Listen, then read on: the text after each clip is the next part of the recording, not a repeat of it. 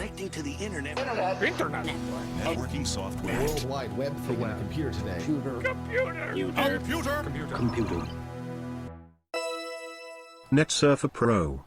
Hello and welcome to NetSurfer Pro, a whirlwind ride through the World Wide Web. I'm your host, Matthew Marisa. And of course, as always, is your co-host, Galen. And we were going to have a very special guest, but we were unable to book her, sadly, so we have the next best thing. Instead of whoever we were going to first book, please welcome, for the first time on the podcast, the voice from our intro, Harry. My name is actually Brian, you unprepared hacks. Welcome to the show, Harry. You know, I'm surprised to hear you say things that aren't just NetSurfer Pro, honestly.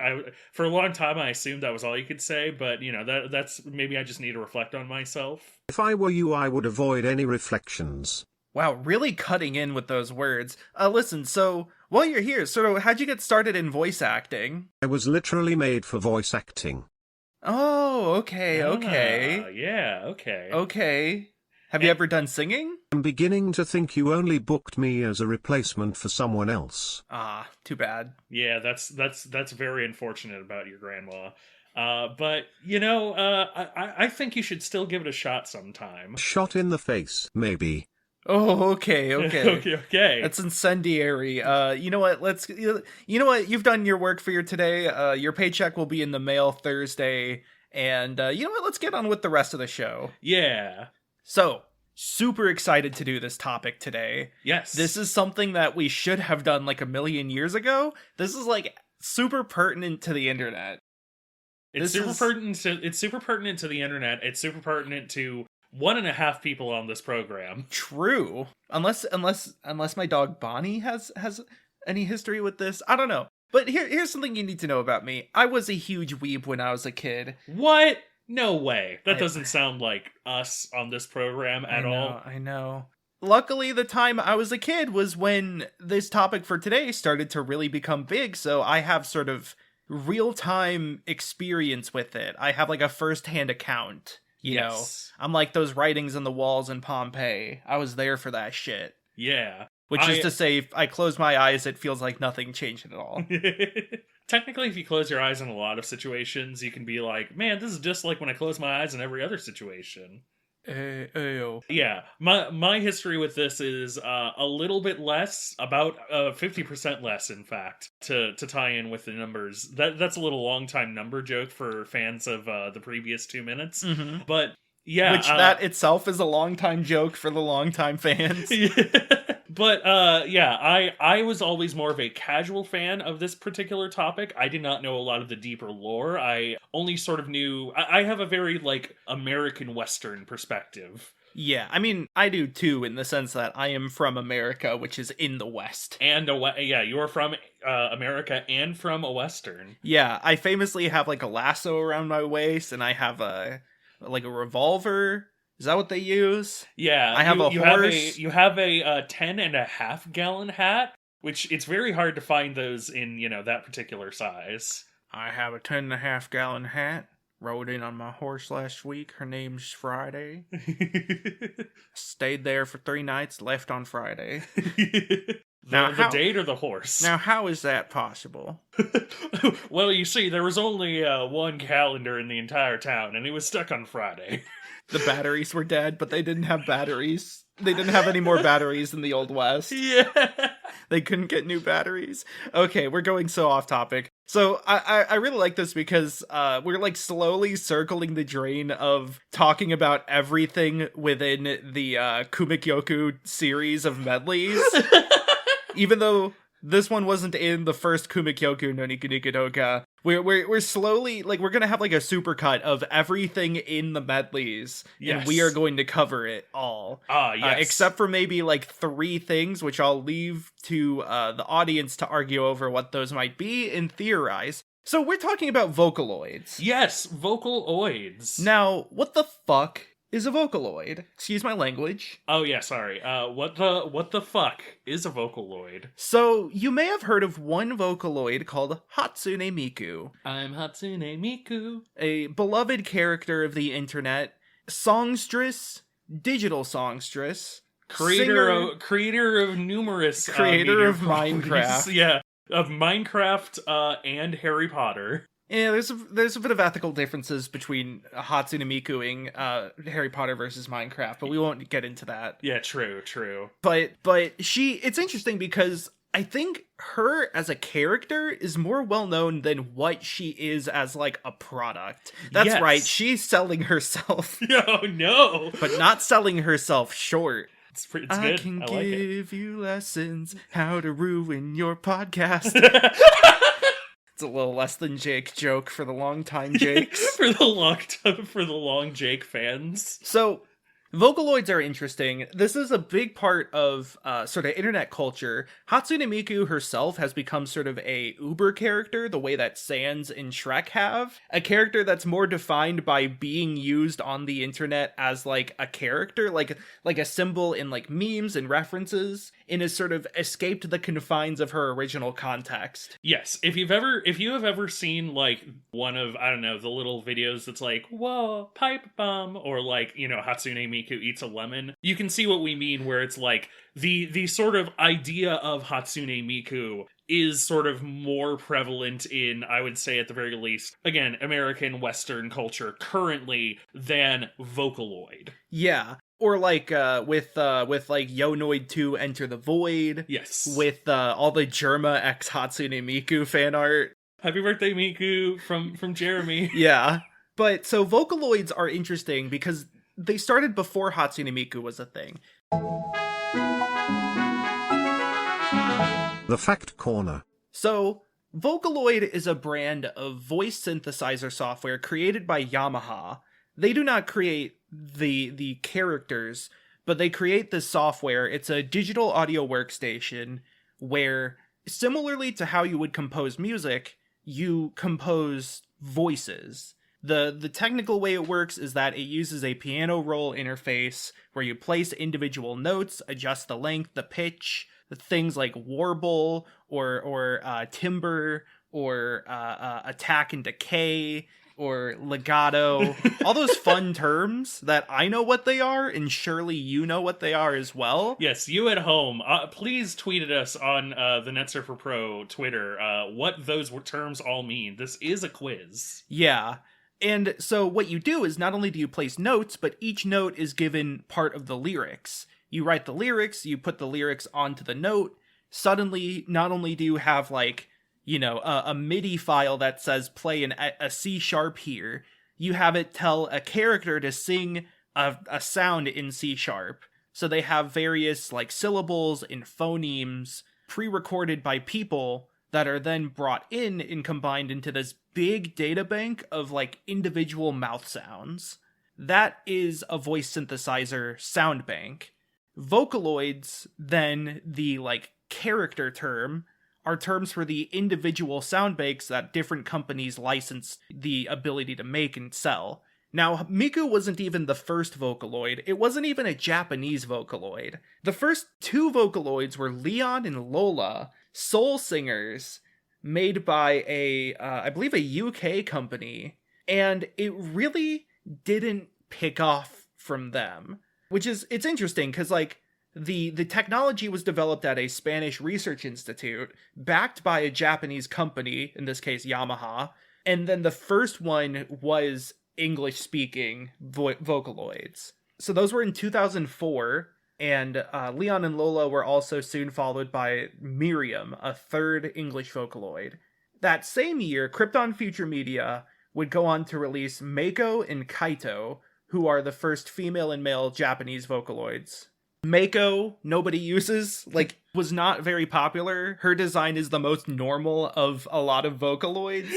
like Leon and Lola didn't really have character designs. The box was just like a mouth of a person. Yeah, the box designs, if there's one thing, well, there's multiple things you should look up from this episode, but look up the box designs for the first Vocaloids. They look like ads that would show up on Hustler emails. Yeah, like they look like you would see them on like a billboard for a casino. Yeah.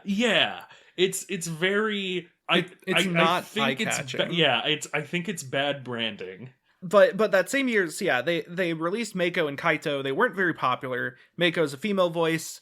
She looks like a normal person, all things considered. Kaito is a bit more anime in his design. He has blue hair and like a coat on. And pronouns. Yes. It's worth noting that all the Krypton future media Vocaloids had like a food item attached to them. Meiko was associated, I believe, with either beer, sake, or soda. Something bottled. Yeah. And Kaito was related to ice cream. What a wild little differential there of like, this is Kaito, he likes ice cream. This is Meiko, she needs to get drunk to perform for you. Yeah, so that was in 2004. The software wouldn't really catch on until Vocaloid 2, the second version of the Vocaloid program. And Krypton released the biggest thing ever. That's when they released Hatsune Miku. Holy shit. Hatsune Miku. Hatsune Miku, we need to talk about her character design, because I think a huge part of why it blew up was her character design. Yes. Like, the box, for one thing, just has the characters on it. Yes. But I think her design is better than Meiko and Kaito's. For one, it's distinguishably anime. She has these long, like, twin tails on the side of her hair. Her hair is bright like cyan. Yeah. Like, that all is very identifiable. She has these, like, diamond-shaped hair ties that don't look like they are actually connected to her hair. They're, like, floating. Yeah. She has, like, a gray sort of dress on with detached sleeves. What I want to get to, though, is that, like, all this stuff is... Oh, and she has a necktie. Necktie is really good. This is, like, pretty modest in terms of character design. You're not going to find, like, the weird anime character designs here. Yes. But it's very iconic.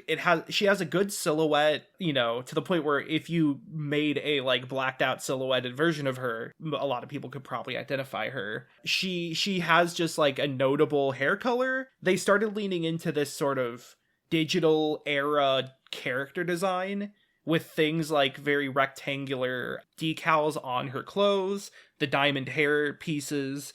That's like, it pushes this image of this is a digital girl rather than a representation of a real life girl. Yeah. The way Meiko was. We are living in a material world and she is a digital girl. Yeah. A rainbow girl. So after Miku, though... rolling girl? Later after Miku, they would release Kagamine Rin and Len, who are twins. They are very good designs. Len is another male voice, and the last male voice that Krypton would do. They both have sort of higher pitched voices. Very good. And then the last one that Krypton would release is Luca, Megurine Luca, who is the first to have bilingual capabilities with both English and Japanese. That makes sense. That makes sense that she would come after Hatsune Miku, but it is still interesting considering, like, from a modern perspective, how popular Hatsune Miku is. Yeah, I want to mention a few others, though. So, Kryptons are by far the most popular. There have been, like, spin-off, like, manga. They've been referenced in a ton of things. Miku herself was huge in, like, anime. Like, there's a Lucky Star OVA where a character dresses up as Miku for Halloween. She was on David Letterman. That's not a joke. Yeah, I know. Yeah, she's been big enough that they've done like Tupac-style hologram concerts multiple times. Oh man! But a few other companies I want to mention. There's Internet Co., who made Gumi, aka Megpoid, and Gakupo, aka Gakupoid. Those two often appear with Krypton Media's group, to the point that for the longest time I thought they were made by the same people. Those two are also very popular with, I think Gumi might not be in a song on this album, but a ton of producers will pair Gumi with Miku specifically. There's a ton of other Vocaloids produced for different things, mainly English, but I do want to shout out Bruno, who was the first Spanish Vocaloid. Based. And there's, I think, 3 altogether made by the company that did that. With Vocaloid 3 later came a few other popular ones. I want to mention Iya, who has silver hair and has some good songs, and Yuzuki Yukari, who is great and recently gained a ton of popularity by the works of one musician. Currently, the software is on version 6, with new Vocaloids still being made, but Krypton, the one we were talking about, they've just continued to update and perfect their main characters, except I don't think they keep updating Mako. Nobody likes Mako. Nobody gives a shit about Mako. Also, I missed my chance to make a "We Don't Talk About Bruno" reference. Yeah. And I just wanted to... Sorry, we talked about Bruno. Yeah, I just wanted to say you're all welcome to the listeners that I didn't make that joke then. I restrained myself. There are a ton of other, like, English Vocaloids. There's a ton of other Japanese ones. There's a lot of Chinese ones. There's a lot of Chinese ones. Some real fucking banger Chinese ones, too. Yeah. With the Japanese ones, also I think interesting is Vi, who, instead of having a character, has a sword, because the creators of the Vi Vocaloid didn't want them to have, like, a fixed gender.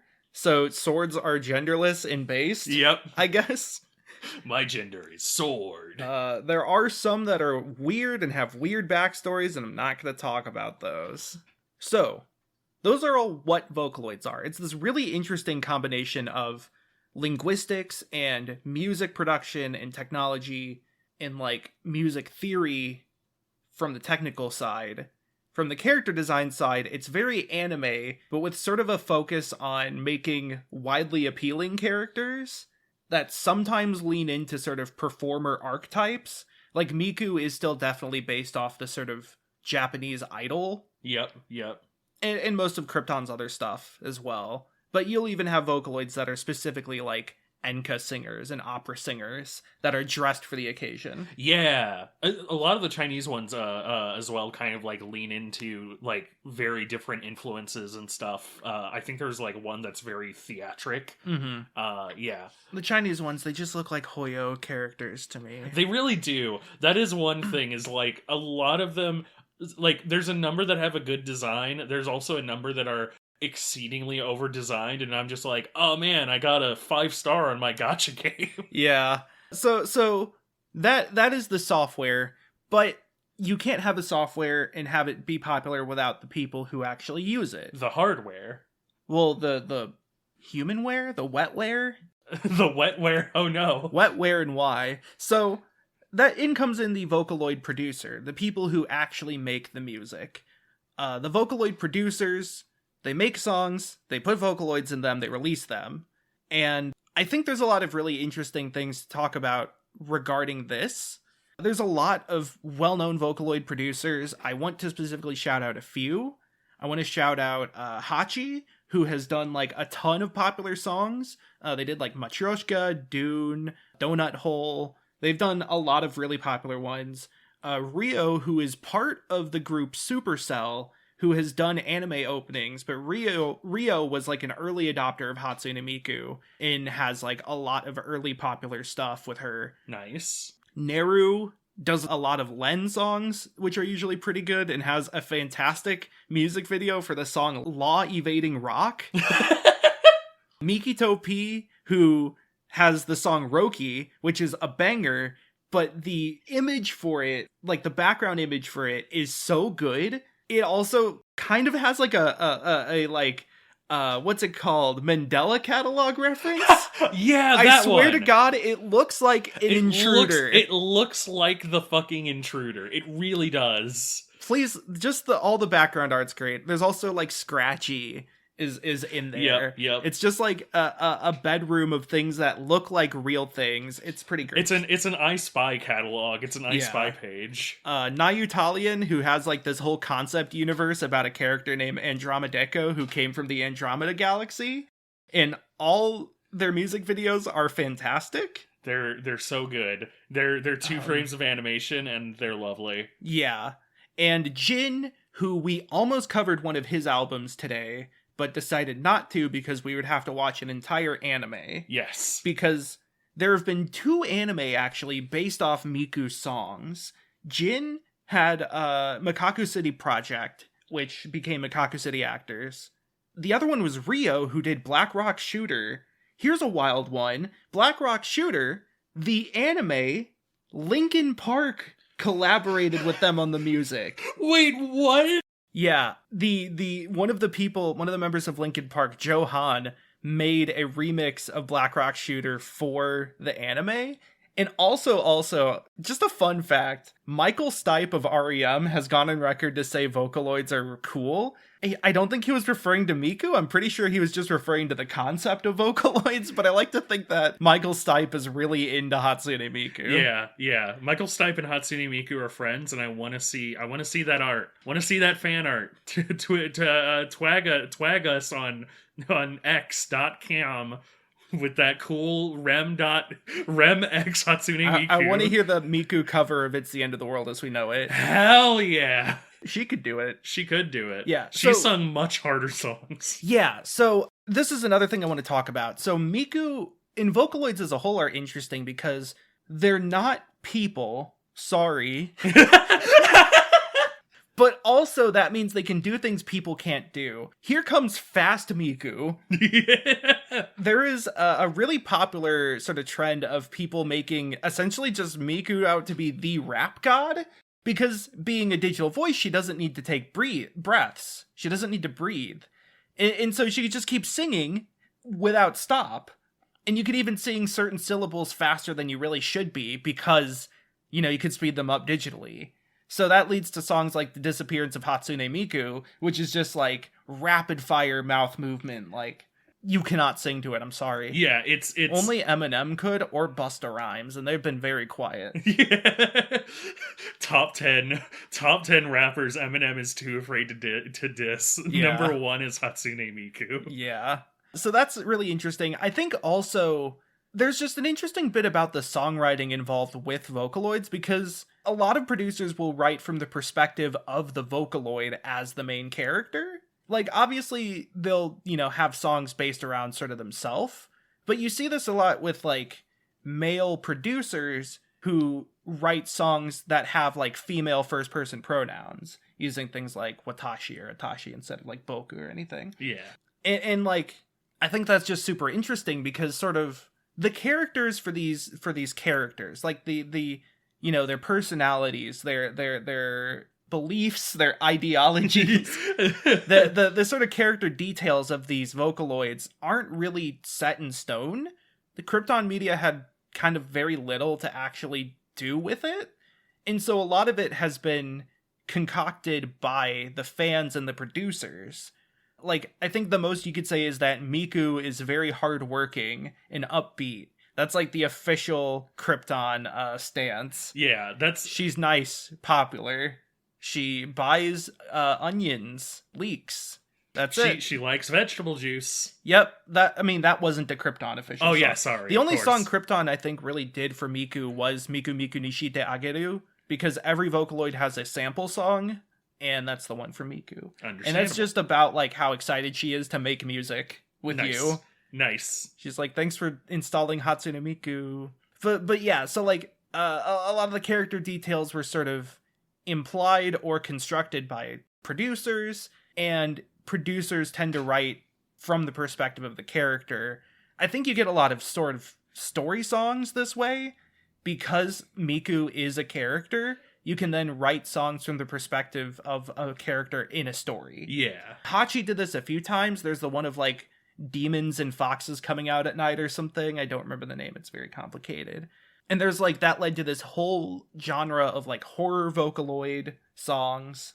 Is this do we need to address the Lorcaloid side no. briefly? Yeah, so here's the thing. So this all is just sort of in general, a lot of it about Japan, but now we need to get to the American side and the West as a whole, because there's a bit of a problem. America is built upon the blood of innocent people. Oh wait, sorry, not that problem. Different problem. All of this stuff was uploaded to Nico Nico Doga, which is a Japanese video sharing site very similar to YouTube. But it's in Japanese, so, people in the West couldn't really use it. A lot of people would start uploading these or re-uploading these to YouTube.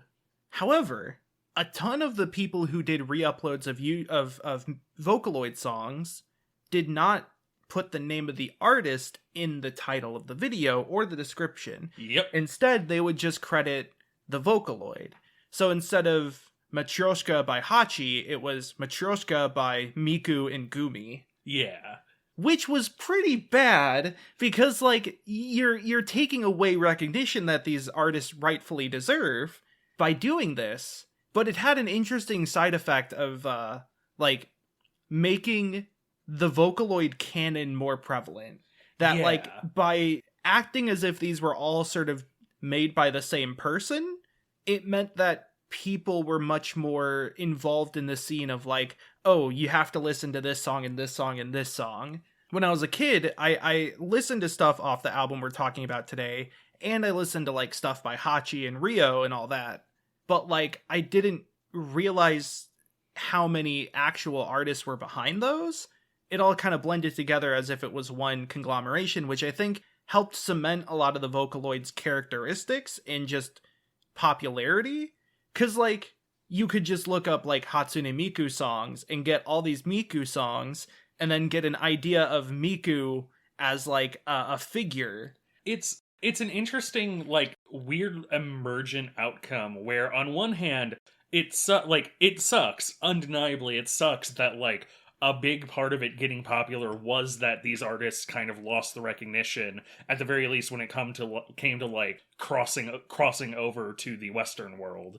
Big asterisk over the Western world, by the way. We've been using the term, and we're going to continue using it, but blah blah blah. The world isn't actually East and West, etc., etc. Anyway, it's actually North and South. True. It's clockwise and Widdershins. Mm-hmm. Just a little Discworld reference for longtime fans. But so like on one hand, undeniably the fact that like a lot of artists did not get credited, even if it was done, you know, just like completely innocently, like I don't understand Japanese, but I have screen recording software and it's 2007. Let me upload this to YouTube. Like, that sucks. That is unfortunate. It's actually very relevant to the main topic we're going to be talking about as well. But, at the same time, I would also say there's something interesting about, like, the effect it had. Like you said, the fact that I could go on YouTube on that period and type Miku song and get, like, a wide variety of different songs from a bunch of different creators all under Miku kind of, like, I wouldn't say helped make it popular, but like I think it did. Yeah, like it helped cement them as like canon characters. Mm-hmm. It helped cement them as, you know, good songs, basically. Mm-hmm. There was sort of a feeling that Vocaloid was its own genre, despite really just being different genres that were all using the same software. But, like, even now, like, if you play a lot of rhythm games, they'll have a separate Vocaloid section of the music, which is essentially saying this is a whole super genre. Yeah. Now, the other thing about the sort of Western side of the fan base is that the songs are in Japanese, people don't speak Japanese, so you would get people translating them. However, translating's fucking hard, especially Japanese to a Romance language, because they're not the same. It's like languages that use like kanji or hiragana and Romance languages, they have different ways of writing, different ways of speaking, different ways of constructing sentences. This is all going to sound like bad linguistics, but please bear with me. It's different and it's hard. And so like, you know, translating directly is one thing. Usually you then have localizers who will read the translation and try to reconstruct it in a way that makes sense. Not oftentimes will this directly fit the, like, meter of the song, but at least it will work as, like, English sentences. But I feel like not a lot of translators did a great job at localizing. They just kind of ended at the literal translation. And sometimes this would lead to translations that are pretty significantly different from what would later come out as, like, official versions. Yeah. There's one song in particular on this album that is, like, really bad about this, that I have a huge bone to pick. But also, not only did this lead to like sort of different interpretations of songs based off different translations, it also led to a sort of developing theory culture, because you take songs that already have a lot of metaphor, translate them to a language that doesn't track quite right, making the lyrics more vague, and you end up with something kind of complicated and hard to parse if you're just reading the lyrics and listening to the thing separately. So that led to a lot of Western side worrying about like the real meaning of the song. And, I mean, I'm gonna say some stuff like that, but I'm trying to avoid this is the definite true answer. And it was also kind of bad because a lot of people were leaning towards, like, songs all having a tragic truth. Yeah. Some things definitely do. There's definitely people who would make songs with sort of tragic backgrounds to them. But I think a lot of people took it a little overboard. And again, I'll get to that with one of the later songs on this album. The dark meaning behind Popipo. Exactly. So like, yeah, is Popipo Soylent Green? Yeah, no, it's not. It's vegetable juice. She does a spin with a leek. It's adorable. Shut up. So, I really don't want to badmouth the current English Vocaloid scene, but there's a lot of people who make English Vocaloid stuff that lean so hard into that, and I kind of hate it. It's like, it's very like mascot horror inspired, and that's just really not my jam. So, okay, as somebody who is a famous mascot horror fan, apologist, say it like it is. Yeah, you're allowed. As somebody who is a mascot horror apologist, it's something where the first time I saw a song that was in that style, in the sort of like bending the ink machine, like Living Tombstone sort of. Yeah, you know, it's very Living Tombstone. Yeah, in that purview. The first time I saw it, I was like, yeah, alright, I fuck with this. This is pretty good. And then the second time I was like, oh, okay, so another one like this. And then the third time, and the fourth time, and the fifth time, and I was like, okay, look, lore isn't a story. I'm sorry. Yeah. That there are good stories out there. There are good stories in mascot horror. There are good stories in, like, you know, lore baity type stuff. If you're gonna write a murder mystery, try to write a better murder mystery. More or less. A lot of them are written like murder mysteries, but it's just like the song doesn't mention that they're dead, but they're actually dead, and they're dead. There's a whole ass video to be made about like the intersection between like high lore bullshit and Tumblr sexy man bullshit and like, you know, the like faux darkness of it all and the appealing to young people. And I'm not gonna make it on this podcast today in less than 5 minutes. Well, yeah, because we don't make videos. It's a fucking podcast. What do you think a podcast would have a video? Check your YouTube feed. That's right. We're live right now. Right now. Oh, right now. No. The camera's right behind me, isn't it? Then you turn around and it's just like... I was about to say... Damn it. Okay. No, that's last episode. Fuck. So, other thing I want to just say is that a lot of people lean into Vocaloids being digital. And we'll get to that throughout this. But like, Disappearance of Hatsune Miku, Rainbow Girl, even the first song, Miku Miku Nishi Tageru, is like about Miku being a program. Yeah. That is a pretty common sort of topic, and I think it's partially just because that's interesting to write about in the digital age. Yes. And like, it's a cool subject. Disappearance is about deleting Miku and like the pain and turmoil that causes her. It is arguably it's fucking wild. It is arguably a like really early example of digital horror. Sort of. Or at least just like it is a complete digital sci-fi story in song form. Yeah. It also fucking goes hard. Yeah, it fucks. I forgot to say this, but as far as all the like theory bait, lore bait stuff, fucking stupendium solos all of you. I'm sorry. You're not wrong. Yo, that Stupendium Baldi's Basics song fucking goes hard. I'm not ashamed to say it. Okay, so finally we can talk about the actual goddamn topic. So first we need to talk about Wowaka. Wowaka, also known as Genjutsu Tohi P. P being producer. Mikito P, Kurage P, producer. He was a hugely influential Vocaloid producer. Like, when I say hugely influential, I will go over how, but he was huge. He first released the song In the Gray Zone in 2009, and then went on to release hit after hit, many of which are on this album. This finally culminated in the album Unhappy Refrain, released in 2011. Afterwards, he would form the band Hitorie, which was formed with other, like, doujin artists. I think there was, like, some Toho cover artists there as well. Maybe another Vocaloid artist. He would do the lead vocals and guitar, and through Hitorie, he actually ended up doing covers of 2 of his Vocaloid songs with that band. Nice. One of which is on this album, another which is the last song he released. Sadly, in 2019, he passed away from heart failure. Oh, damn. Yeah. Shit. He was mourned by many Vocaloid producers and people in the industry paying their respects. And luckily, I think that's really nice. Hitorie still does make music. They even made an anime opening for something that I forgot. But, like, I think it's nice that they're still making music. Yeah. I think that's a good way of carrying on the torch. Wowaka has a super notable style. Here's a few sort of standouts. So first off, the drums are maxed.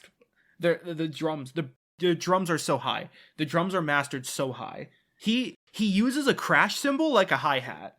Like, normally when you think of, like, drum set composition, you have, like, kick drum as the regular sort of beat, snare on the offbeats, maybe to make more of a complicated rhythm, and then hi-hat sort of fills in. It's like the weak cymbal that you do. That's like... Tss, tss, tss. Yeah, It fills space, essentially.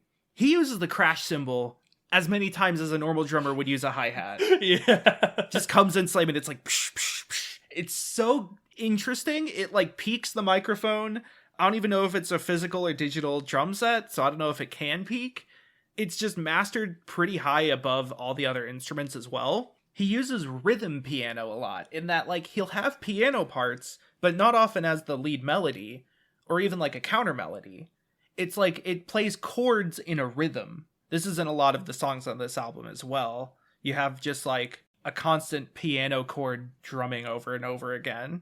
He intentionally makes the lyrics sound more robotic. Like, there are songs from around this time period that weren't so, I don't know, cold or robotic. Like, Popipo is a pretty old song, but I think Miku's voice, other than being Vocaloid, it has a sort of presence to it, a sort of, like, reverberation and timbre that doesn't sound too computer. Yeah. But Wowaka uses, like, a lot of filters and things like reverb, and I think phasers to, like, and maybe even, like, compressors to really make it sound like it's digital. Which kind of, at the very least with this album, really leads to, really supports the theme, the thesis. Yeah. His lyrics are usually very somber and melancholic, a lot of them dealing with heavy depression and themes of such. And what's really important about his style is that, so the songs were released as singles on Nico Nico Doga, and they always had a single image representing the song. These were always monochrome, black and white and gray, sort of abstract pieces representing the song. And I'll point out some of them that are important as we go on. But, like, the monochrome, black and white and gray style persisted all throughout his sort of Vocaloid career. And it's, you know, it continues on the cover of this album, which is all black and white and gray. It's the first song he made in the gray zone. It's super iconic, and modern sort of remakes and versions of these songs continue that symbology. Yes. Like, for example, in Project Diva, there's one of the songs on this album, or there's a few of them, and I think in all of them, Miku only wears black and white. Yeah. As opposed to her normal sort of cyan or other colors. Strictly monochrome. So the album is Unhappy Refrain, released in 2011. Bit of a fun story about this. So I bought this album a few years ago when we were moving houses, and I bought it on iTunes. Sometime last year, I was trying to listen to it, and I couldn't find it on my phone. For some reason, it just disappeared off iTunes. Only the song Rolling Girl is available for me to listen to on the album that I purchased on iTunes, which is pretty fucked up. I don't know, like, who owns the rights. I would assume Hitorie owns the rights to the album. But yeah, I can't listen to most of the songs that I paid for, so that's fun. Yeah. If there was going to be one song left, and I know that it's not on this album, but Disappearance of Haruhi Suzumiya would... Haruhi Suzumiya? Fuck! I fucked up the joke! That's also not a Wowaka song. Damn it! I know it isn't, but it would have been a good joke, but now you gotta throw me out and get a new I have the podcast DVD host. copy of Disappearance of Haruhi Suzumiya, and the book. You also have the DVD copy of Bobobo. Yep. I do, however, still have on iTunes my copy of the album Mainichi ga Everyday from the J-Rock Dojin group Tetsuneko, aka Team Nekokan. Nice. Famous for I Can't Defeat Airman. Based. So, the album starts off with Unhappy Refrain, the song. The image for this is like two nested monochrome hearts, grayscale, I guess. Two nested hearts with like a shard sticking into the inner one. Pretty cool. This song is important because it is a response largely to the feeling that Wowaka himself was not represented or given enough credit, and Miku was taking too much credit. Yes. Essentially, it's written like a deal with the devil, where Miku has saved him from a life of monotony, made him popular, whereas his original sort of music work wasn't really popular or getting out there. But through that, he feels this sort of sense of unease. Repeatedly, this is told through the point of view of Miku herself. She's saying, like, is that right? That's okay, that's okay. Like, trying to console him or convince him that it's fine that she's the one getting popular because at least somebody's listening to the music. Yeah. It also references another song on the album, one that got really popular, and that's the second song on the album. Yeah, that's the other thing is that I believe there's a couple of cross-references in the album based on the translations I was reading. Yeah. Which is, one, I always love that. Two, though, it's also really interesting because I believe, again, this is based off of my own Googling, I believe Unhappy Refrain was, for a very long time, the last song that he produced as Wowaka. Yes. The last song he produced as Wowaka after Unhappy Refrain was Unknown Mother Goose, which was about sort of the same topic. In that case, it was that he was like this unknown creator who had birthed these songs. And yeah. But yeah, you could tell that even in Japan, there was sort of these issues of crediting the producer over the Vocaloid. Yeah. And this has been much better in recent years. I think a lot of modern day producers like Mikito P or Kurage P are known as their artist first in the Vocaloid second. Yeah, I think that like modern internet and modern culture has placed a lot higher stakes on, you know, actually crediting the real people behind a project. Mm-hmm. And so like this is thankfully like less of a problem today, and like there's more people who get direct recognition for it. But Unhappy Refrain is also a fucking banger, and it's a fucking banger that I think needs to exist as kind of like this big, you know, decompression of just like, I'm making all these cool songs and nobody knows my name. Yeah, I love the intro with like the hardest drum hits of all time. Yes. Combined with like the harsh distortion guitar. It is an explosion, which fits with the first line about like a shotgun and a Telecaster. Yeah. Wild, great stuff. If you listen to this, you will hear what I mean about the drums being maximalized. It's just all surrounding, all encompassing. Next song, Rolling Girl. This is one of the most popular ones from Wowaka and the album as a whole. The bit was that in Unhappy Refrain, like the second pre-chorus is about like something rolling in something rolling. It says rolling twice in the pre-chorus, and it's actually, hang on, I'm looking at the lyrics here. It says keep rolling. What? Yeah. Christina Aguilera better switch me chairs so I can sit next to Hatsune Miku and Fred Durst. And you're arguing over which one was rolling first. Yeah. Okay. So Rolling Girl is pretty straightforward. It's a girl who has failed a lot in the past, probably has some depression, but she is able to keep rolling and push through all that, you know, going through it one more time.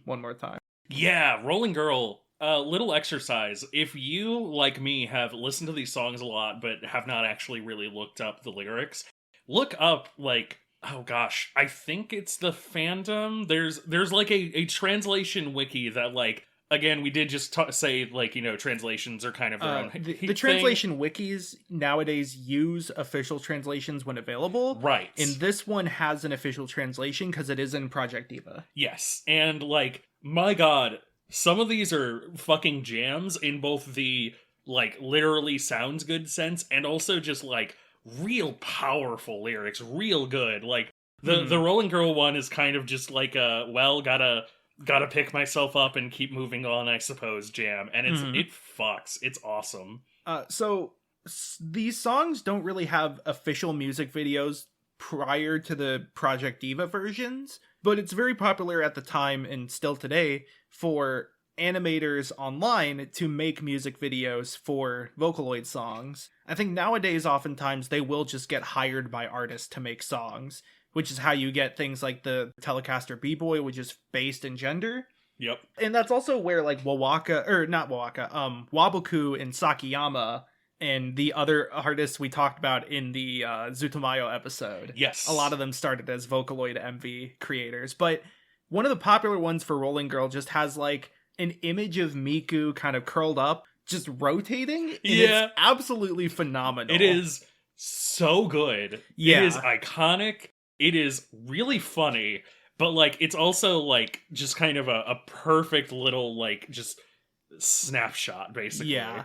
This one also is like the only one to have an actual melody done by the piano, which is really surprising. Yeah. It has a nice piano at the start. It continues it through the drums. The drums are like almost drum and bassy, but they're a bit more busy than drum and bass, but they feel drum and bass inspired. Next is Tsumiki no Ningyo, which is called like Doll of Building Blocks, I believe is what it translates to. Correct. That's right. You've been secretly playing this entire time a game because I have the Vocaloid fandom wiki up. Oh, that's translation Wang. That's English Wang. This one I kind of don't like because it's very short. It feels like it's kind of an amalgamation of other sort of themes and riffs from other songs. It's still fine though. A lot of toy metaphors in this one. There's like a baby doll, building blocks, a toy soldier. You know, the title is literally doll and building blocks, but also there is a lot of glass references with like the first line talking about an hourglass running out of sand. There's like glass slippers, shattering colored glass. My interpretation of the lyrics is that it's sort of a person who is pretty but infantilized, which is unfortunately very common for women. Yep. Yeah. So, you know, they're made to feel like a baby doll who can't escape this current situation. They try to leave, but they get caught in the door or what have you. They get degraded without really doing anything wrong. And ultimately, like, they are made to feel like they're made of glass and could shatter easily, but the pressure they're under and sort of the abuse makes them shatter nonetheless.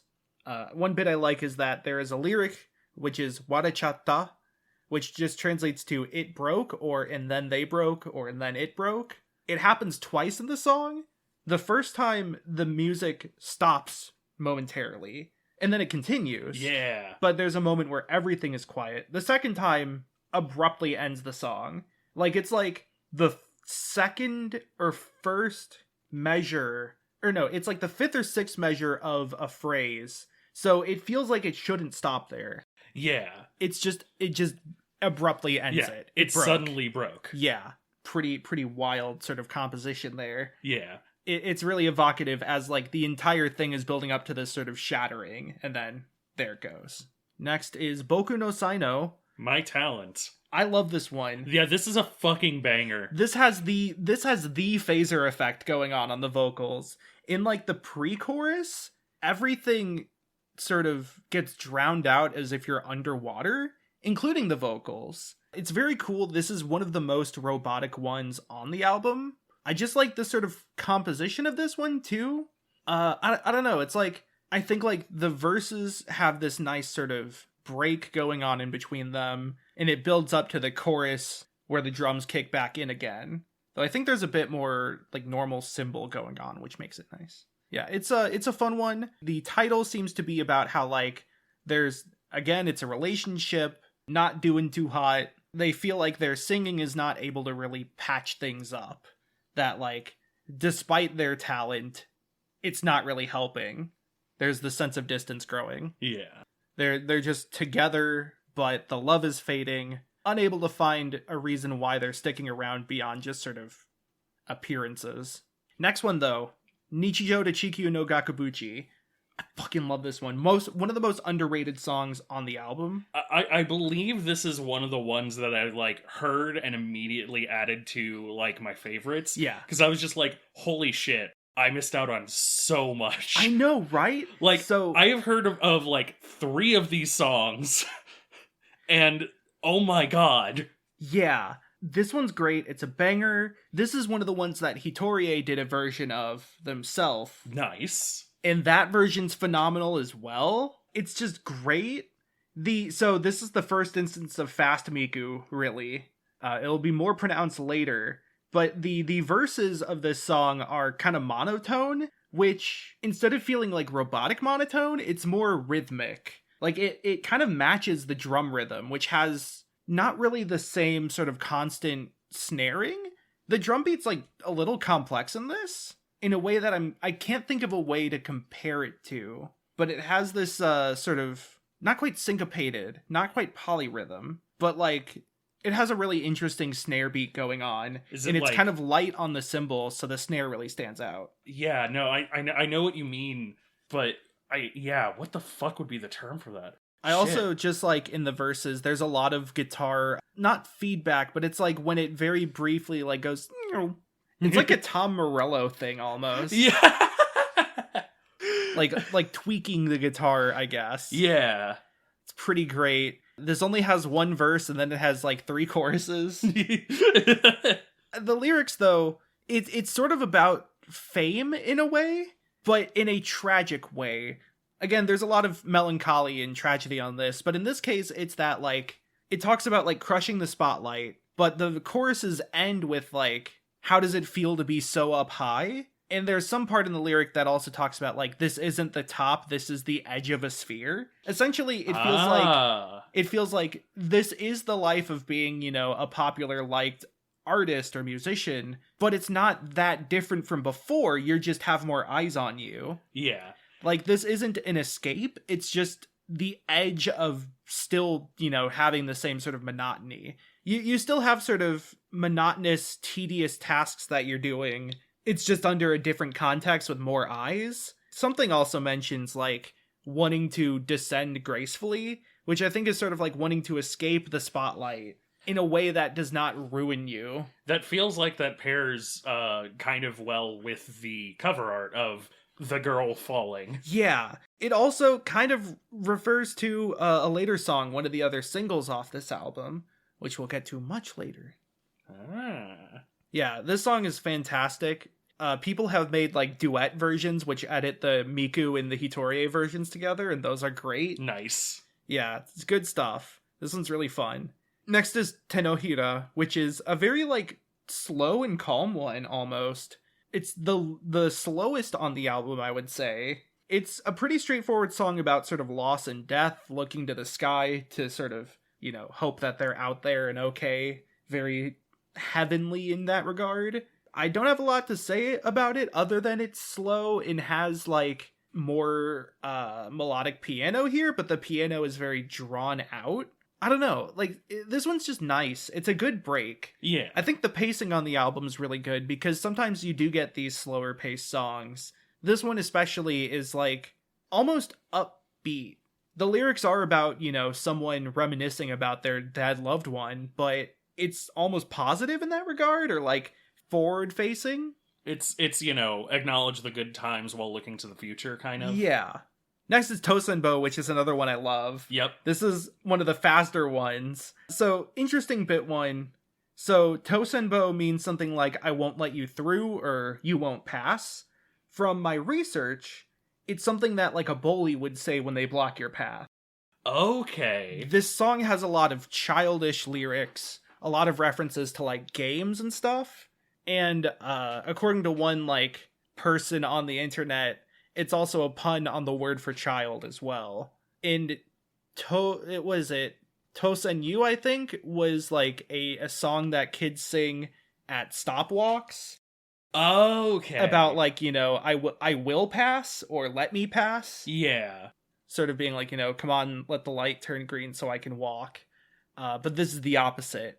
This one, instead, it feels like someone who is like putting on a front for their feelings, trying to hide them, succeeds and faces backlash that like now that they have put up this front so consistently of being unaffected and fine, they can't not be fine because it's abnormal. Yeah. People expect them to be okay.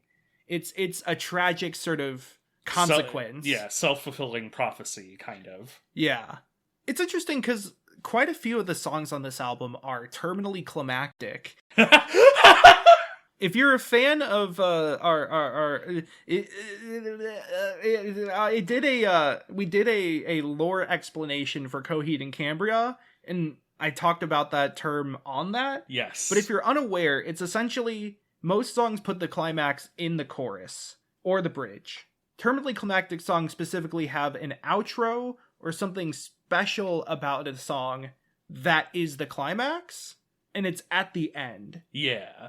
So in this case, the final chorus and the final chorus part, like the final syllable of the final chorus is stretched out longer with harder drum beats during that, and then it ends with a final "I will not let you break through," where the thing ends. Similarly to the Warachata from what's it called, Tsumiki no Ningyo. Now, is there a song in here where Hatsune Miku needs man? No, but there is one where she mans her own jackhammer. Okay, good. Yeah. Next song is Line Art, which is fucking wild. I love Line Art. I kind of tend to skip it, but it's great. Line Art is it's not just an explosion, it's like a fire. It's like the incineration in the sun. It is from the start, like drum roll going absolutely hard on the drums, full on Animal from the Muppets. Then Miku comes in like screaming with the guitar trying to catch up almost, playing like the same notes or in harmony, but just Miku is like so overpowering. It only has a few actual lyrics because all the lyrics are stretched out. She'll say like one word and it'll take 5 measures to do so. The lyrics give sort of an almost magical feeling to them. Like it talks about like wanting to connect lines to lines and paint yourself the same color and then fly off into the sky. Okay. So the line art in this case is sort of, instead of 2 separate images of people, it's one image of 2 people that is then painted. There's an artistic process of drawing this. However, I think this is also connected to Tenohira, because like they're looking at the sky, the person's painted the color of the sky is literally a lyric, and they want to fly off to the sky. They want to be with their dead lover in the sky. Yeah. This is a follow-up to that. Sort of. That's my reading on it. But it's really interesting. It also just like, it breaks from the high energy slammage, and then it has just like a piano solo with Miku singing. I think that's when she talks about like connecting lines to lines. And then it goes back to the absolute wacky turbo blast mode for the final few lines. It's so much. I would love to hear a live version of this, but I don't know if it's actually possible to do live. I feel like you would need like 3 drum sets to do this. Yeah, you need the Metallica like double drum kick pedal. Yeah. But for all of the different drum kicks. Yeah. Also, I just think like this shows how another thing that Vocaloids can do that humans aren't as good at is having the biggest possible range ever. Yes. Like, God, yes.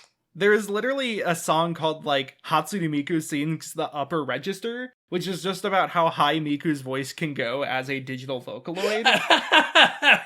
It's kind of a meme in rhythm games. That's amazing. But even here, like, her voice goes so high that it feels like it's gonna break a wine glass. It's great. Next one is the big one. Oh shit. Properly romanized and translated as Uraomote lovers. Oh shit, I'm back in it! Otherwise known as two-faced lovers. Heads, I sing Hatsune Miku, Batman. Tails, you die. Heads, you got lucky this time. Yeah. Two-Face. It just has heads on. You know it just has heads on the... Shut up, Batman. I know it just has heads on the side. Why do you think I do this? It's my thing.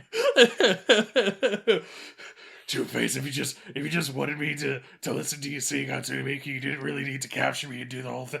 Like, there's actual people outside. Batman, shut up and listen to me sing Uraomote Lovers. Yeah, so this is the Fast Miku. Yep. This is like one of the most notable Fast Miku songs. Full-on rap god. I love the mashup that I believe I don't remember what she goes by now, but of the artist formerly known as True Orgasm? Yeah, I believe it's Mom. It's just Mom. It's just Mom now. The artist and streamer known as Mom. The mashup of this and fucking Let's Go by Busta Rhymes. Yeah. It's slightly ruined. Or not Let's this Go. song. It's Hypnotized by Yeah. Busta Rhymes with a verse from Let's Go, but it's Busta Rhymes' verse from Let's Go. Yeah, the good verse from Let's Go. I don't know, the Travis Barker one's pretty Actually, good. yeah, it is. But yeah, no. So Uramonte Lovers is fucking excellent. Has a Project Diva version that is probably slightly surpassed the original version. At least the original,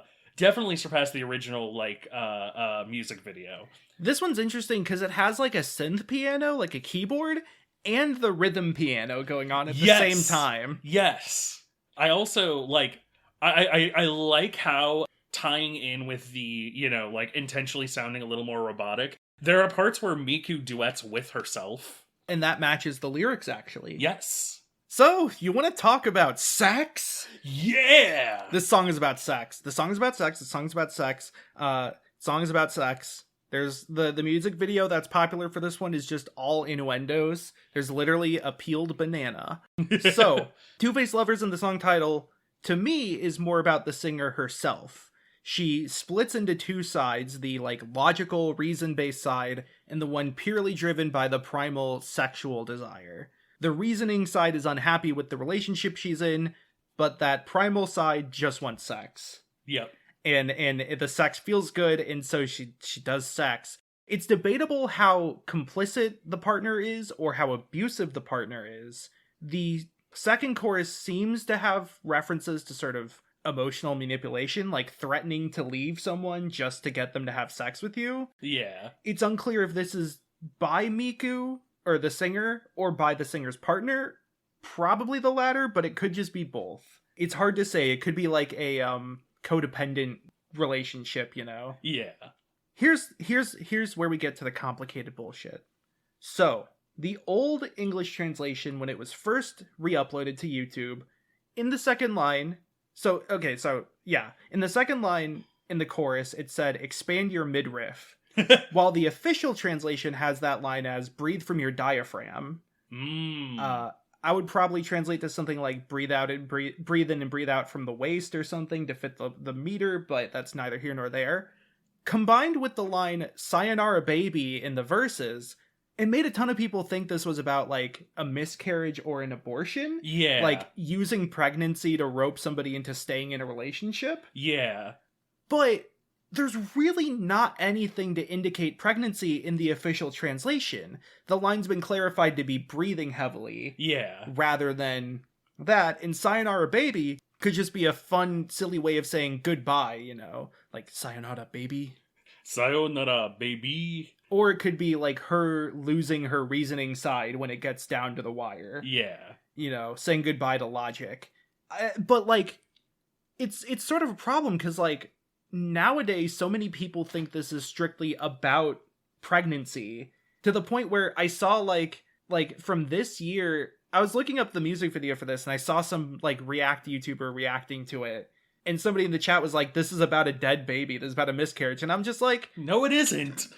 You could get that from the original translation, but since then the official translation has come out and it doesn't really indicate that. So if you're ever wondering how different translations can lead to a different experience with a song, that's a really good example. Yeah. I think the abusive relationship side is definitely present either way in both translations, and that makes sense because that's sort of part of the song. Yeah. But the pregnancy part, people latched onto hard, in so much of the perspective from the English speaking side of the fan base was about that in particular. Yeah. And that's part of where the theory culture comes in. Yeah, that feels more kind of like an early, the early examples of don't you know this thing's actually fucked it's the up. Rugrats theory. Yeah, the Rugrats theory. If you want to make it seem darker than it is, throw in a miscarriage. Yep.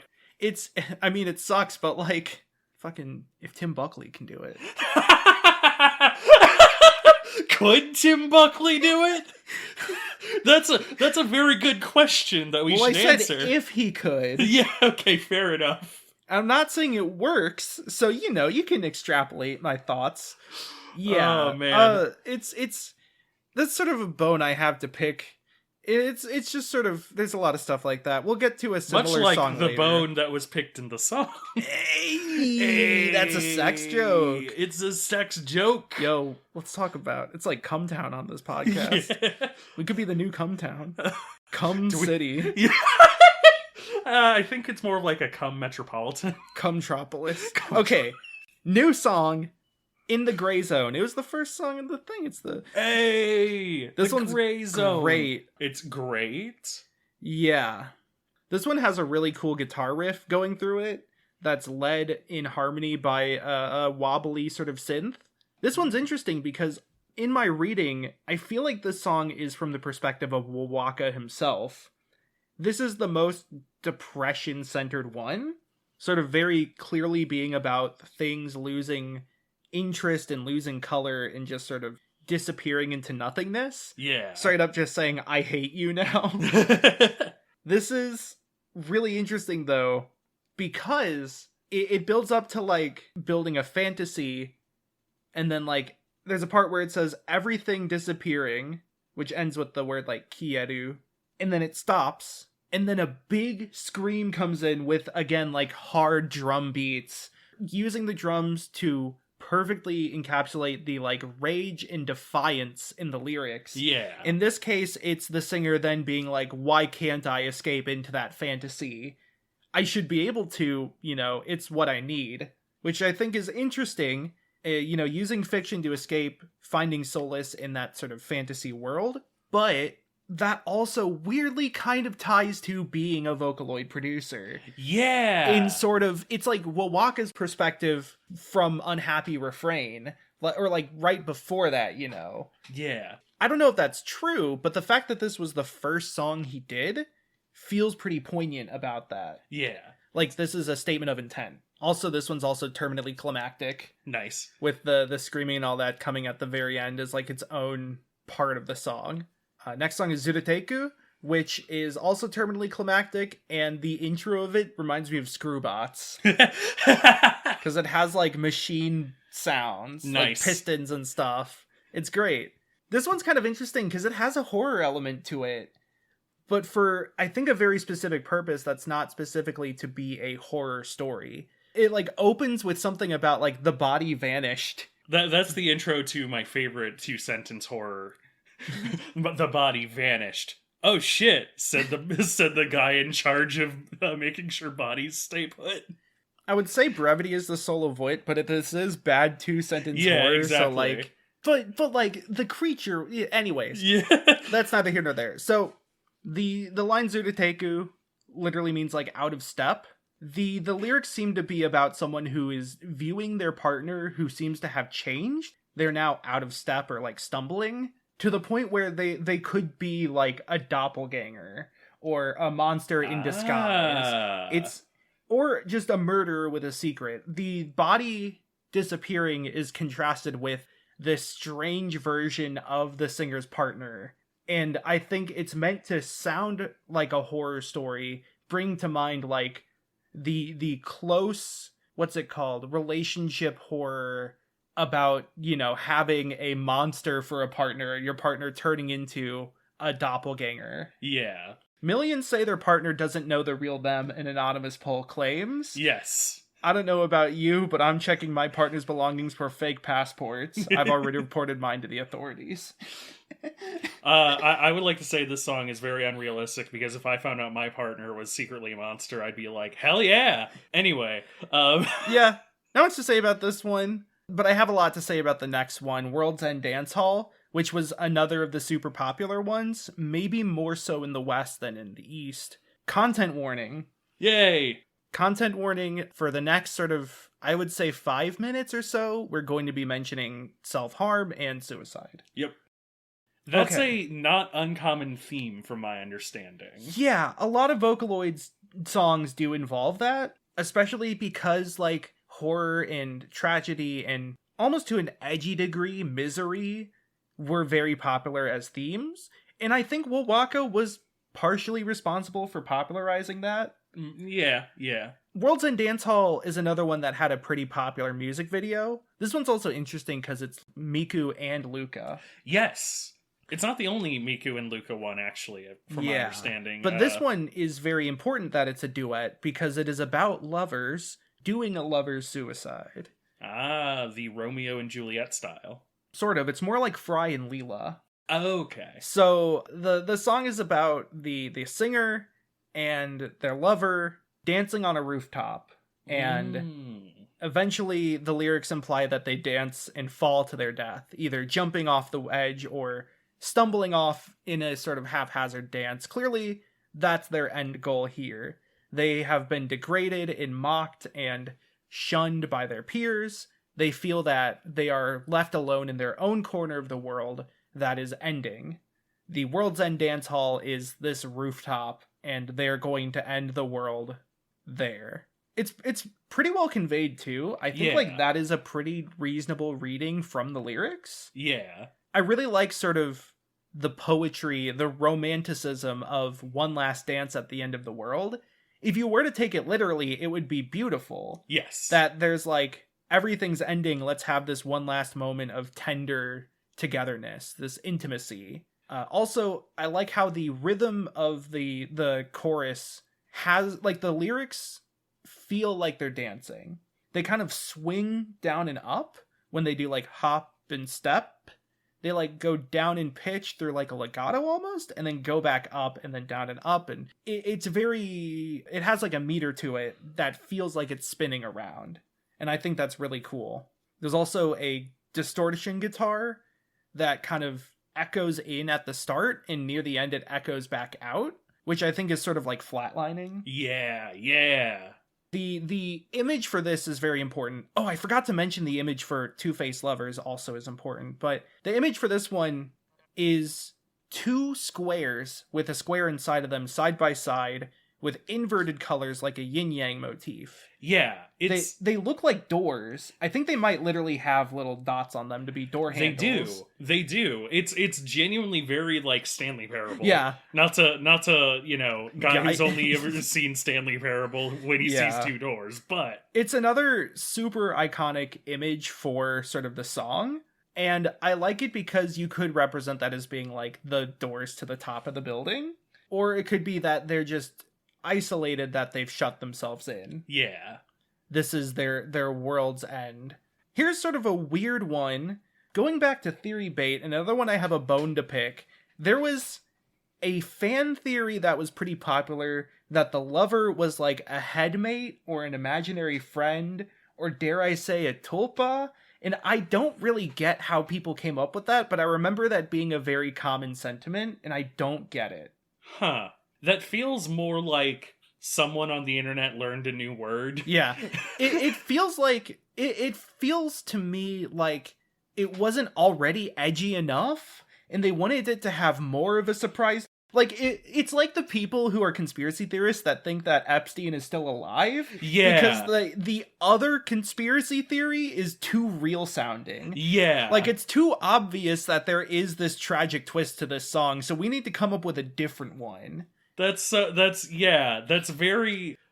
even like Ash is secretly in a coma. That's like if it was confirmed that Ash was in a coma, and then somebody was like, no, actually, it all did happen, and this was him like flashing back into the past because he never had a father or whatever. No, it's more like somebody played Jimmy in the Pulsating Mass. Shout out to Casey Osme, by the way. I had to work that in there. And it came out with the reading of like, oh, actually, Jimmy is an adult playing with Legos. Like, where did you get that from? There's a very obvious sign pointing and flashing at the correct reading. Yeah. And you're ignoring it. Not that there is always one correct reading. There could be more than one, but still, it's a wrong reading. Yeah. Get your sources, get your evidence. I want to see footnotes. This sign can't stop me because I can't read. But it's really, see, the funny thing about that is that she had to read to understand the sign, to know to say that. She only says that because she knows how to interpret the sign. Fucking DW. Shout out, yeah, just quick shout out to Sesame Street for making DW a cop. Sesame Street? Sorry, fuck. Oh no, I'm thinking Fake fan of Arthur? I know. Exposed? My friend was I was watching one of my online friends playing My Happy Neighborhood. Shout out to mascot. You mean horror. My Friendly Neighborhood? My Friendly Neighborhood. Fuck. Fake My Friendly Neighborhood fan. Exposed. Fuck this. I'm gonna go watch the Man Domino catalog. No one can stop Man Domino catalog. Okay. So, last song, the third underrated song of the album, Prism Cube. Beautiful. I love this one because instead of it coming out swinging, it layers things slowly. Like every phrase adds a new instrument or part to the song. Phrase being 8 measures or 16. It's like the length of sort of, think of it like a paragraph in music. Yeah. Like, you'll hear songs often separated into blocks of song. A good example is like in Wake Me Up When September Ends, the drums kick in on the second phrase. Yes. But in this case, it does that for every instrument. Every instrument is introduced over time, while Miku is there from the start. Very good song. It's again about being empty, the world losing its luster, depression as a whole. But it's interesting because the singer talks about shutting their heart away in a box, that it was like dazzling, too painful to look at. But the song is called Prism Cube, and prisms are clear. And not only that, when exposed to light, they give off rainbows. So it feels like there is a sort of true self that is being either hidden away intentionally or sort of by depression, and it's hard to compare their current self struggling with depression to their like inner self, this idealized version who is sparkling in rainbow fold. I like too that ostensibly implies that like they're the same person just under different circumstance. Like quite literally it is the same sort of, the lyrics are about being hollow, being clear, but like you said, just being subject to sunlight is what makes that, what gives the color from a prism. Mm-hmm. And so, like, it implies that, like, the trouble is the current trouble, once it passes, will give way to a beautiful, a beautiful reality. Yeah. Also worth noting is that Tsumiki no Ningyo, the one with the doll in the glass. Yep. Mentions in the chorus a like holding a transparent rainbow and then that rainbow shattering. That kind of connects to the prism cube. The prism creates a rainbow. It's a transparent object, a transparent box hiding, their true self. And did it shatter to release something, or did it shatter and that is like a full on descent? Yeah. Further. I feel like, to throw in a little bit of my own analysis, the transparent rainbow from the doll is like a veneer. It's it's a construction that shatters. But the transparent, like the prism cube, the transparent on the inside, like what shines through that is light, and so like the transparent rainbow from there is literally something that cannot shatter. And so, like, I feel like it's, you could read an amount of positivity into it of, like, it is a song that is about depression, but one that hides a positive message. Mm-hmm.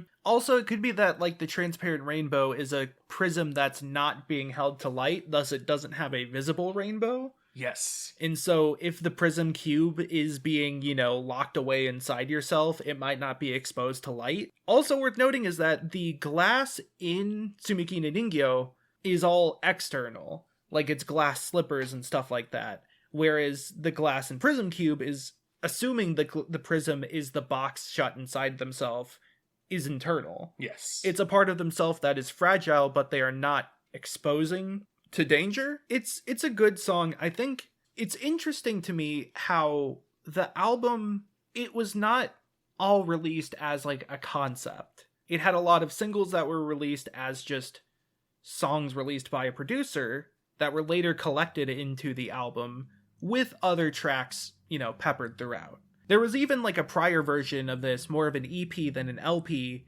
called I believe it was just called the Monochrome album, Yeah, that would make sense. because that's sort of Wowaka's style. But like, even then, it feels like he's constructed a narrative that flows throughout the album that is both about separate things and about being a Vocaloid producer. And like, so many songs feel so personal despite being sung through Hatsune Miku. Yeah. We talked about how Miku is often conflated to be sort of her own character who made the songs. And I think it could be devastating to make a song so personal, like in the Gray Zone, and have it not be really connected to you as a person. Yeah. And I think that emotion comes through in something like Unhappy Refrain. But at the same time, there's other songs on this album that are just like fully, it feels like opening up about you and your identity through the music, which is what this last song kind of makes me feel like, Prism Cube. It's always worth remembering in the back of your mind that Hatsune Miku, like Vocaloids in general, they are tools which people use to express themselves. Mm-hmm. And like sometimes that expression, comes in the form of like playing to this character of Miku, like of who Miku is. But a lot of the time it also comes from like using a sound bank, using the voice of Miku to tell exceedingly personal stories. Yeah. In many ways, a Vocaloid is an instrument as much as drums or guitar. And like, I've said there's songs that sound like they're by Wowaka about himself versus songs told from a character's perspective. And I try to put a disclaimer on that, because a lot of these could simply be all from Wowaka's perspective, and some of them could be filtered through Miku as sort of a character to allude to feelings, but maybe not directly be feelings. But I think either way, like, it makes these songs really resonating and powerful. Yeah. And I super vibe with them, both even without knowing the lyrics, but especially with knowing the lyrics. Yes. It's great. It's beautiful. Also listen to Hitorie. I want to mention a bit about Wowaka's legacy. Yes. So I think Wowaka really popularized the melancholic, tragic era of Vocaloids. Like, I think, before this, you had a lot of songs that viewed Miku as a character, but you had a lot that were like upbeat or kind of idiosyncratic, like Popipo. Yeah, it's as an idol inspired character, it makes sense that like a lot of the songs would be very, upbeat, happy, like you said, Popipo. And so yeah, and then you have other more directly idol songs like Melt by Rio or World Is Mine, also by Rio. Nice. By the way, Rio made a bunch of classics, great producer, which really lean into, these are like songs that an idol would say or sing normally. These are like, yeah, very, very feminine songs told from the feminine perspective. But like, I feel like before Wowaka, there wasn't as much about like loss and death and sort of really mature topics. I'd have to look at when Hachi started making music, because Hachi has sort of a contemporary of Wowaka who was, by their words, really inspired by Wowaka. So I'm assuming they came around on the scene and started making music after Wowaka did. Yeah. Hachi did things like Donut Hole and Matryoshka, and Hachi has these similar, very like dark themes throughout their songs. It could be a case of either like, convergent evolution, or inspiration.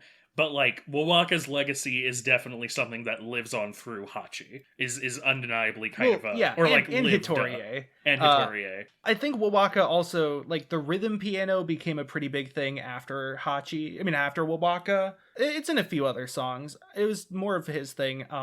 But like his style of almost drum and bass, almost hardcore rock was like not super popular beforehand. And I definitely know that it inspired other people. Like, I think Disappearance of Hatsune Miku, for example, feels like a response to Wowaka. Yeah. In a lot of ways. Even with the Fast Miku. Might I say, he might have popularized Fast Miku in some ways with Uramote Lovers.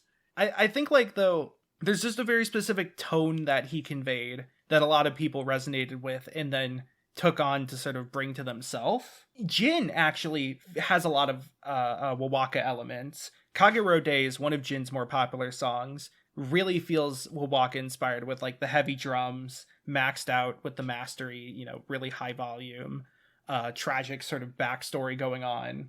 I mean, yeah, that's like that's another entire conversation is like, how did Vocaloid kind of impact the J-rock scene? Oh yeah. I mean, a lot of popular J-rock artists nowadays started as Vocaloid artists. Like, Yeah. I believe Eve started as a Vocaloid artist.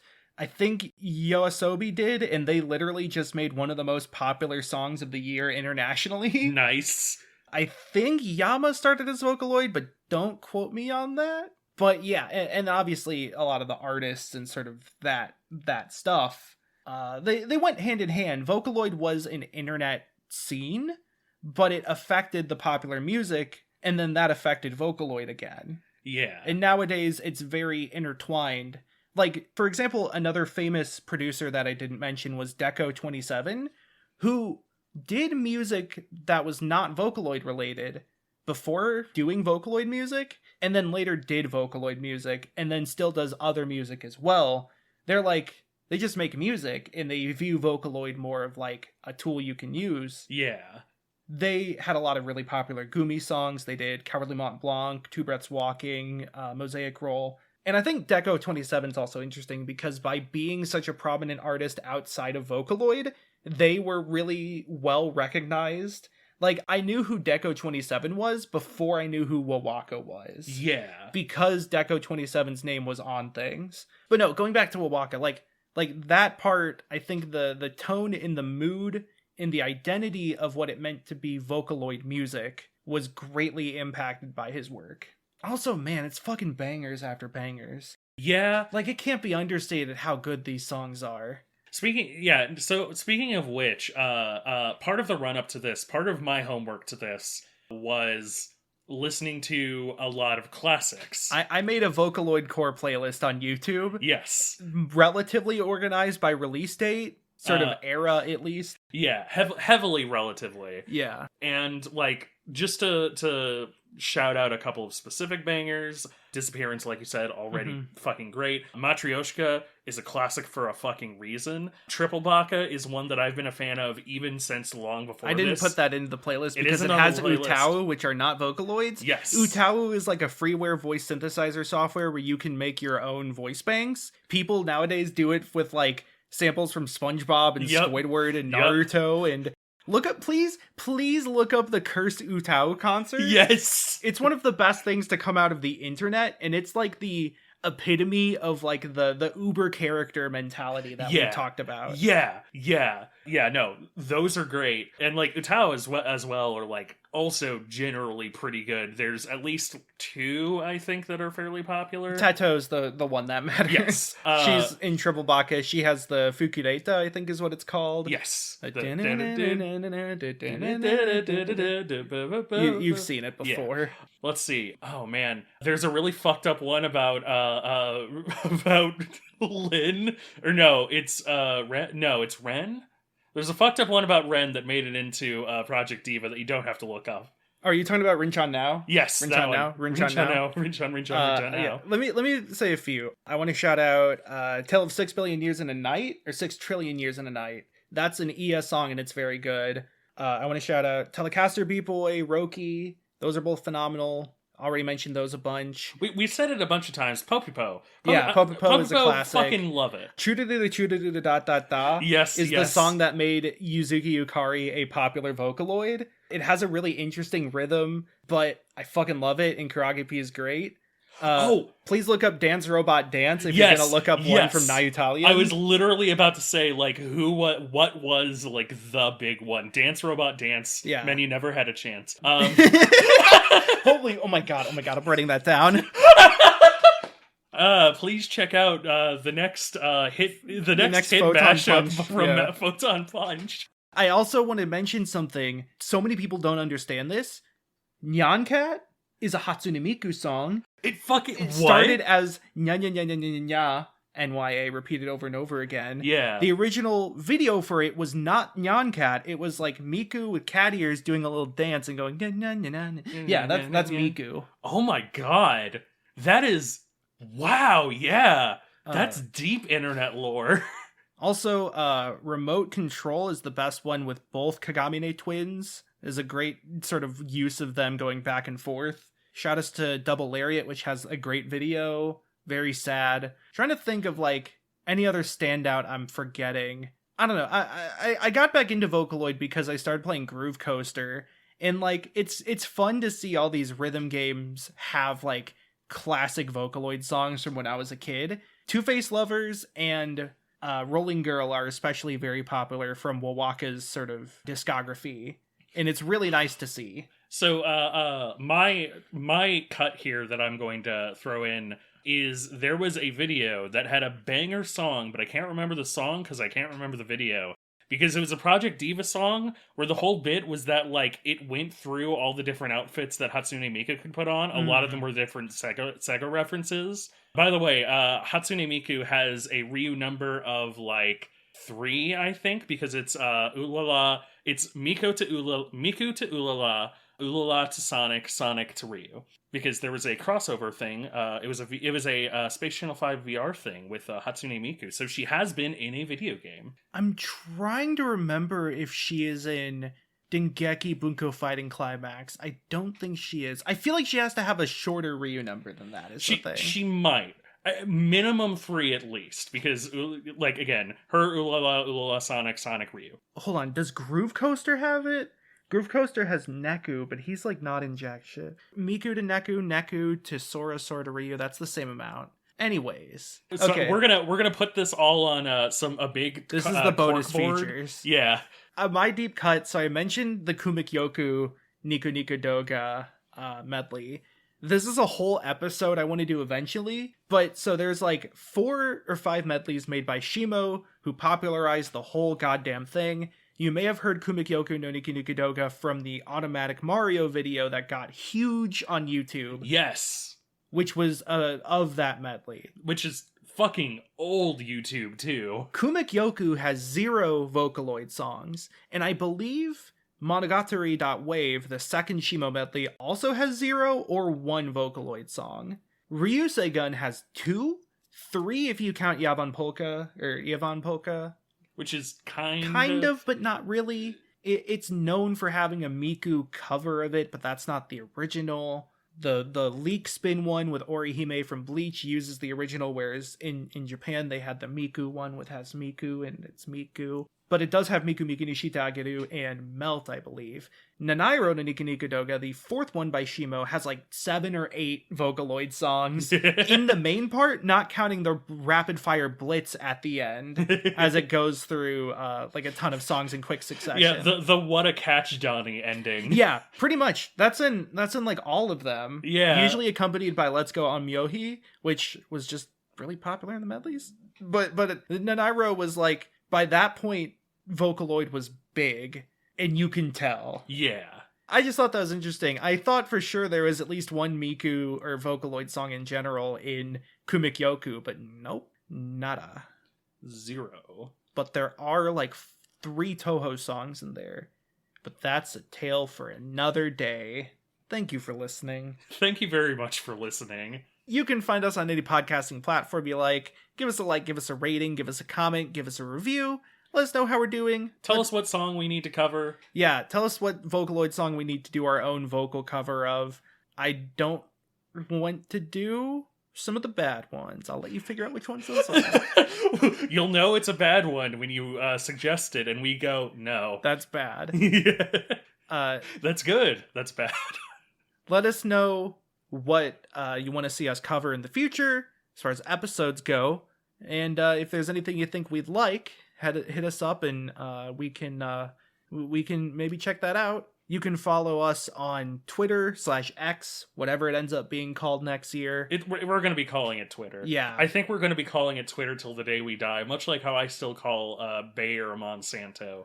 Or they're not called Monsanto. Oh wait, they did merge. They got merged, and they're still Monsanto, but they're technically Bayer. They're still Monsanto at heart. But that's for another episode. Yeah. But you can follow us on Twitter @NetSurferPro, where we post little teasers on upcoming episodes. I forgot to do the one for this episode, but maybe it'll be up by the time we get this up. Oh, shit. But we have a big theme month planned. Yes. For Spooky Month. Yes, And I'm literally just going to very put excited. one emoji, and I hope you can figure out what it means. Yeah. So that's coming up. That's exciting. You can also follow me on Twitter at Twackaroo, where I post my hot takes, my cold takes, medium takes, a lot of pinball high scores, and also updates on projects I'm working on. I'll probably link the aforementioned unlisted Vocaloid core playlist if you're interested through there. And also, I tend to link my stream where I go live on twitch.tv/twack, twitch.tv/twak. I stream every other weekday almost sometimes. It's been a little hard lately, but I play a lot of roguelites, play a lot of single player games. Been playing a lot of pinball currently. Playing a lot of pinball, so many pinball streams. And I also have been doing Humongous Mondays, where every Monday I play through a different kids point and click adventure game from Humongous Entertainment. And some of them have been really interesting to go back to. Yeah. You know, this is like Putt Putt, Pajama Sam, Freddy Fish, Spy Fox. Those are the 4 ones. And it's a lot of nostalgia, a lot of fun, very, very enjoyable. I also have been playing through Cruelty Squad, which I need to fish in it and sell the fish on the market in order to buy a house in the game, and then I can continue streaming it. Nice. And I'm probably going to start Pikmin 4 soon, or I've already started Pikmin 4. So, yeah, come check that out. It's a good time, a lot of good discussion, and, yeah, just check that out. Nice. Also, you can find a link to my YouTube channel through there where I post the VOD. So if you want to see an old stream of mine, look up Twack's VODs and Ends on YouTube. Good name. Good name. Thank you. Speaking of good names, you can find me on Twitter and on TikTok at Galen Wilson. That's at GALENWLS0N. That's a good name. I post my hot takes, and I've been very fighty on Twitter. But maybe go to my TikTok instead. I have a little bit better content there, I would say. Twitter, you're gonna get some bangers like Mark Zuckerberg, Danielewski. As for my YouTube channel, you can find me on The Only Galen on YouTube, where I have been making plans. I have actually been writing videos, but you know, why do that when you can find me on Twitch at Machine Gun Vampire, where I'll never stream. Yep, it's true. He just wanted to have like a long list of like sign-offs and plugs here because I have it, and we try to view ourselves as equals in terms of this podcast. Yeah, which is decidedly untrue, and you shouldn't do it at all. You, the listener. I'm not saying you, Matthew Marissa. Although, honestly, you, Matthew Marissa, probably should view this as more of like a 75%, 25% sort of deal. Hey, you should think higher of yourself. Oh, okay, sorry. An 80%, 20% kind of deal. Oh, that's great. That's great. Well, I hope you enjoyed this look into a classic part of the internet. And Harry, is there anything you want to say? Shit, hold on. Cut his mic. We do not endorse